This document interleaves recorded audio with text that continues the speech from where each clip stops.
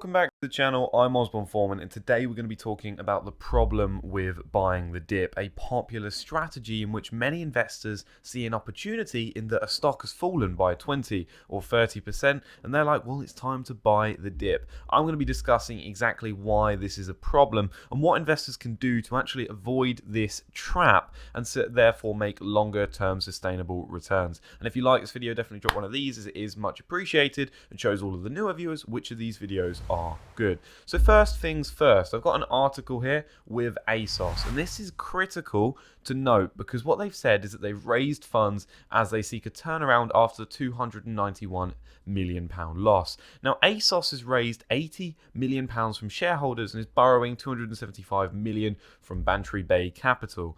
And it says here that the online fashion specialist said it had raised funds to give it financial headroom to improve shoppers' experience and return to profitability within a year by simplifying its processes, cutting costs, and becoming more innovative.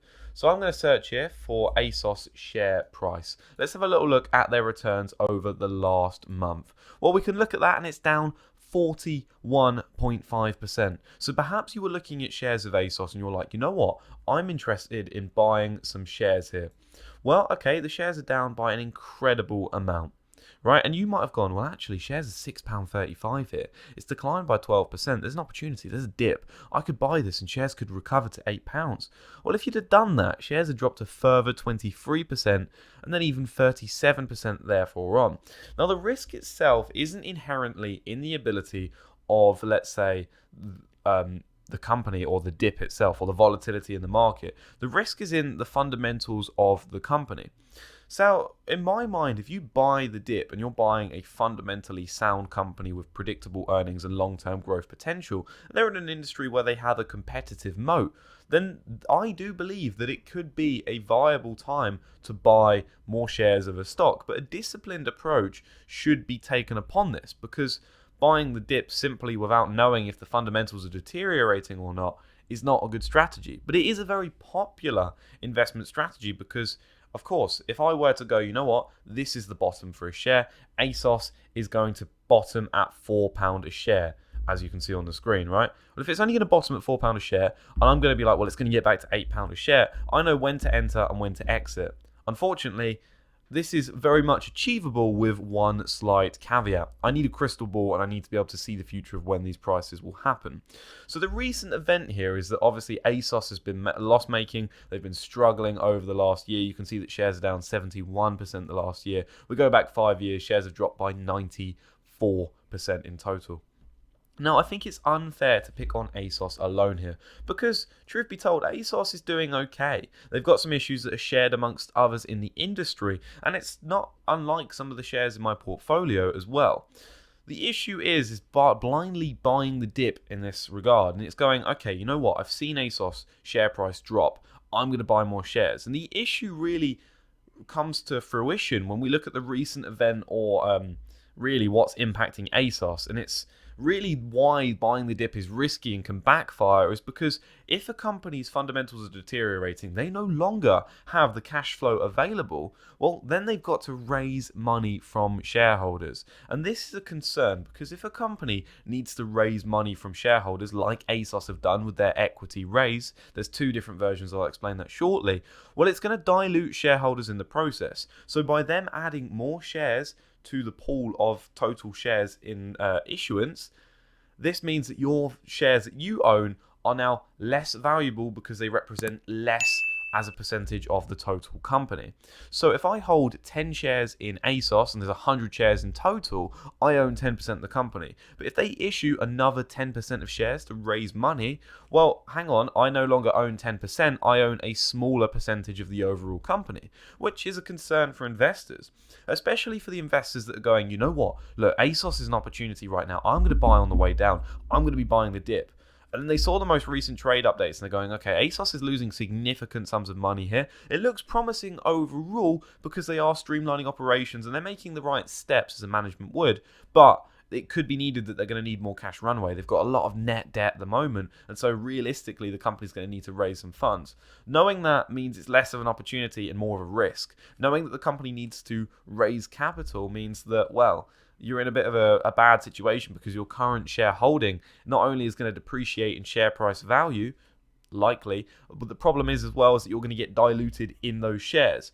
And in this case, Asos actually had an equity raise. An equity raise is the idea that basically they add a private placing, or it could be like an IPO, for instance, when a company first is offered to the public. In this case, it was a private placing. They said, right, look, we're looking to raise this much money at this share price, which was the price as of close on Thursday, which I think was about £4.12.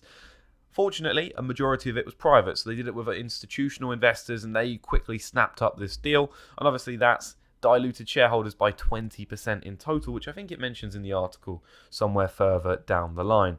So there's a 20% dilution, although maybe for shareholders it's good because it means that institutional investors have taken on that money, and they also offered £5 million as a retail offer that was offered via primary bid, so that some of us types of private investors could have also gotten a slice of the pie if they wanted to. And obviously they're raising money in this way. Another way that a company can raise money is a rights offering. And this is where they go, okay, we're going to offer the opportunity for you to buy 2 shares for every 4 shares that you have in this stock. Again, it's going to be a similar dilution in the fact that they're going to be adding more shares to the pool, but this one is locked to existing shareholders only. These existing shareholders therefore have the option to either sell those rights on to someone else that would like to buy more shares, or to purchase more shares. This allows the investor to keep their overall stake in the company as a percentage the same, although the value of their holding is obviously going to fall to rectify that as the company looks to raise capital. This is one of the reasons that buying the dip is inherently extremely risky. If you're buying a company and you're not tracking the fundamentals, you're not looking at the long-term outlook, you're looking at simply a share price, and that share price has fallen, then it's not a good strategy, because the share has a reason for falling. And it might be that actually, the company's now struggling to make money. And further down the line, they may need to raise funds from shareholders. Well, how are they going to do that? Well, they're going to issue new shares in some form or another, or they're going to take on even riskier debt, which makes their balance sheet look worse. You're buying a fundamentally deteriorating company, which is a concern. And buying the dip like that is a risk. Now, you could argue, okay, well, buying the dip is a successful strategy, but what can we do? What alternate strategies or considerations can investors do when a stock experiences a dip in price? If buying the dip isn't always a good solution, what could be done? Simply put, sitting still and doing nothing can also work. It might sound counterintuitive, the fact that you could sit there and simply do nothing at all, but it's true. And in this regard, we could talk about a company, British American Tobacco, right? This company has seen quite a fall over the last year, and I think a few more years of that. And you might look at the company and go, well, the share price is down 26% year to date. This is an interesting investment opportunity. I'd like to buy shares of this stock because it has an 8.7% dividend yield and a rich history, paying a dividend back over 23 years, and a compound annual growth rate of their dividend of about 5% each year. They're a quarterly dividend payer, an attractive proposition. Well, it might not be a good idea. And I've drawn down upon this in my most recent Stockwatch report on Patreon, in that I discuss here the trends and demand. And I suggested that the tobacco industry is still large and profitable, but the demand for tobacco products has been declining in recent years due to a number of factors, including increasing awareness of the health risks of smoking, government regulations, and social stigma. Bats is aware of these trends and is taking steps to adapt, such as investing in reduced risk alternatives and expanding into new markets. Monitoring market trends and understanding demand dynamics is crucial for the company's future growth. So what do I mean by this? Well, this company is falling because the demand overall for tobacco is reducing in some markets as people become more health conscious. Of course, you still have the emerging markets, which is where tobacco's growth is going to be primarily driven going forward. But ultimately, you're facing a very difficult headwind here. Is it headwind or is it the other one? Basically, you're facing a difficult opposing force, and this opposing force is that more people over time are becoming aware of the risks of smoking, and therefore this is a concern. This is a problem for the business unless they innovate and adapt and they change their product offering to have reduced risk offerings, like such as, well, I'm not going to go into that because I think that's an iffy field as one. But basically, they might be highlighting the idea of vaping instead of smoking, although that needs a lot more testing. And I think it's probably just as bad. The idea's there. But yeah, so We could argue Bats has fallen in price. And if you're interested in that report, check out my Patreon. It's the 17-page report. It's available on there. Definitely go check it out. Link in the description down below. But why do I bring this up? Well, because the shares have fallen 26% year to date. Obviously, there's that outlook and trend problem. But overall, someone might go, you know what? It might be struggling at the moment, but now's an opportunity. I'm going to buy the dip. And this might not be a good idea. This might be a disastrous idea in someone's portfolio. Instead, and it will sound counterintuitive, but I simply think what's best sometimes is just to sit tight and do nothing. I've spoken about the do nothing advantage before. The idea that you don't have to buy every opportunity that passes by. For instance, there's multiple buses going past that stop each and every day. You don't have to take the first one that arrives. It might be very cramped and full of people, and you might go, you know what, I've actually got another 10-15 minutes. I'm going to get on the next bus and see what happens. You don't need to take the first opportunity that passes by. And instead, what you can argue is that by holding off a little bit longer, one, the shares could drop even more, and it might give you a further opportunity. Or you might find a different investment that might have a better longer term return for you in terms of really the outlook and promise, rather than just sitting there and going, I'm going to buy this stock right now because I want to, out of impulse and emotion. Impulse and emotion being a critical concern for investors, because we all fall victim for seeing red prices or things dropping and going, shares are down 30%. They were £36, 52-week high. Well, it's £26 at the moment. I'm going to buy shares because it could go back up to that price. We all fall for that, but truth be told, it's unlikely to happen. So when a share dips, there's no problem in just saying, you know what, I don't have to buy right now. I have a cash position of, let's say, £500. Well, I could invest this £500 in shares of British American Tobacco, but instead, I might just go, well, actually, I can carry on holding this cash and save that money. I haven't purchased these shares. I still have this in cash, and I don't have to invest because at the end of the day, I'm not compelled to invest, right? I'm not forced to invest. It's not like I've got debt that's going, right, look, you need to pay off your interest right now, so you're going to have to invest in order to reach these ends. Instead, you've got no problem as a private investor in that regard. You can sit there and hold as much cash as you want. Sure, you might miss out on some opportunities, but as long as you are regularly dollar cost averaging into the markets and being very selective with individual stocks and shares and very careful with that, because I guess dollar cost averaging is a better approach primarily for index funds. But as long as you're, having investments in the market and you're consistently putting money into the markets, then there's no harm in also saying, you know what, I'm going to build up a cash position. Or if you've already got, say, 10 or 12 holdings of substantial size, building up cash could be a great strategy to avoid that. Or you might look at a stock and go, okay, you know what, a stock has experienced a dip in price. I'm actually concerned about the fundamentals of this company. I think they're going downhill here. What's going on here is that they're really struggling to make a profit because of this. This is not shared by the industry. Their product does not have a distinctive competitive advantage, and therefore I'm concerned about the future outlook for the business. I think British American Tobacco cigarettes don't have a competitive advantage over Philip Morris International. I think Philip Morris International has better branding, and I think these cigarettes have better value and flavour for the price. Therefore, I think British American Tobacco has a concern. This is just an example, and it's quite a tough one because cigarettes are pretty staple as you go.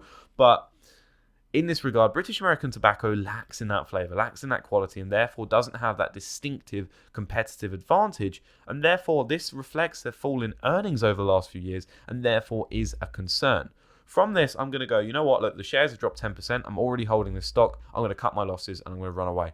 I'm going to leave that money and keep the cash I have remaining, put that in my cash position and keep scanning for other available opportunities. By having a more diversified approach in how you invest and keeping an eye out for other opportunities, it removes almost the bias that you have to one stock or share. You'll see one stock or share drop by a significant amount and then follow that one down.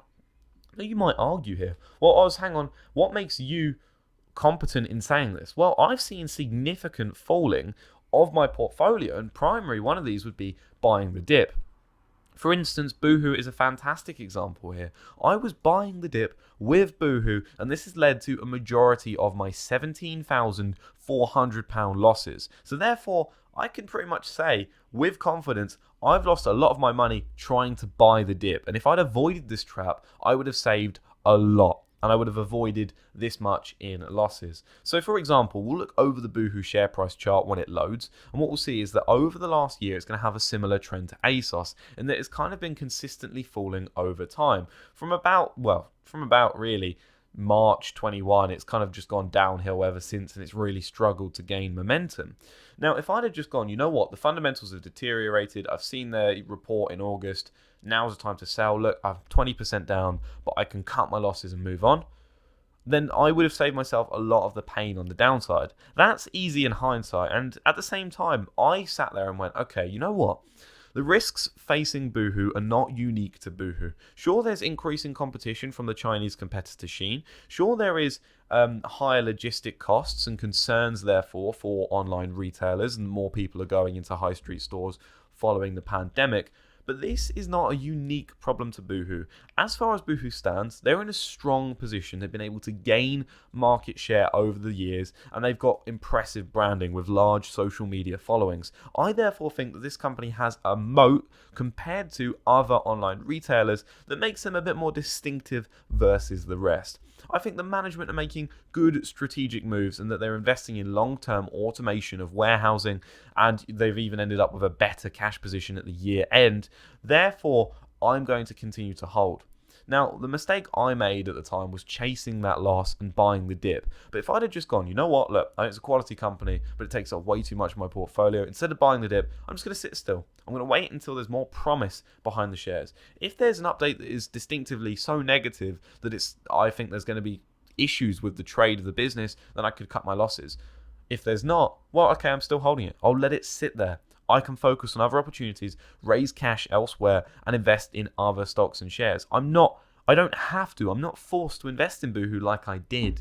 See, if I'd have just gone from where it was, I probably could have saved myself the best part of about 10 grand just by going, you know what, look, shares have dropped from £2 to £1 something, whilst I thought this was an opportunity. If I'd have just sat there and just gone, you know what, I like the company, I made a bad choice of valuation, I tried buying the dip on the way down, that's my bad.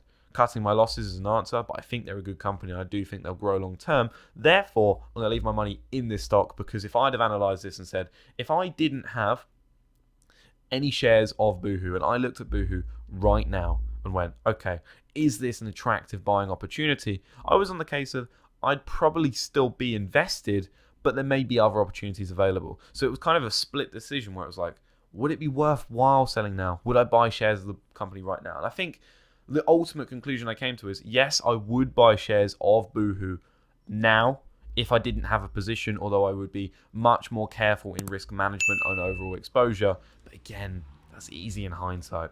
So I thank you for watching this today. Again, if you haven't already, definitely click that subscribe button, as it does help build the community. And as a reminder, that British American Tobacco report, 17 pages, high quality, is available on my Patreon. So if you're interested in a company that's got a rich dividend history, and you're interested in perhaps the potential outlook for a company like British American Tobacco in your portfolio, then it's definitely worth checking out that Patreon link. And as a heads up, if you are still watching this video, I am going to be doing a community poll very soon, and it's going to be asking you which company you'd like to see in a report. I'd like to give away a report completely for free to showcase my work, my analysis, and my insights. So I'm going to be doing a poll on that. So if you have any stock suggestions that you'd like to see in that poll that we want to place it against, I'm thinking at the moment maybe BP, Greggs, maybe Asos, a few other companies there that we can add, maybe Lloyds Bank, and then we'll see what happens. Anyway, thank you for watching. Have a fantastic day.